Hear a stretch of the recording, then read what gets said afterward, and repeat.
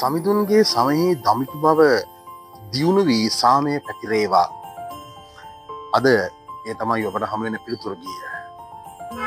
ඔබට සාමය පතුරවන්නට වටපිටාවක් ඔබ හදාගන්න වෙනවා. අපි රටේ සාමය, ගමේ මීසමේ සාමය, රැකියාව කරන තැන සාමය, ඊට වඩා පවුලේ සාමයක්, ඊටත් වඩා ඔබේ හදවතේ සාමයක් අවශ්‍යයි. ඉතින් අද දවසේදී පොඩි වෙලාවක් කරන් පැත්තකට වෙලා මෙනෙහි කරලා බලන්න.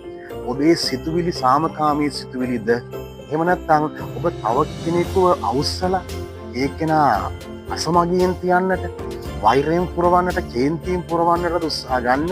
එහෙම නැත්නම් ඒ කෙනාට සාමය දෙනවද? අද අනිවාර්යයෙන්ම පුංචි සහයක් ගන්න. අදුම තරමේ 5 දෙනෙකුටවත් ඔබට සාමය වේවා කියන වචනේ කියන්නේ. 5 දෙනෙකුටවත් ඔබට සාමය වේවා කියලා අවංකව හිනා වෙලා ඒ කෙනාට දැනෙන දේ ප්‍රාර්ථනා කරන්න. ඔබත් අද දවස් අවසන් වෙද්දී පුදුම ප්‍රතිහාරයක් අත්දකි. අපේ දෙස්පීඩයි.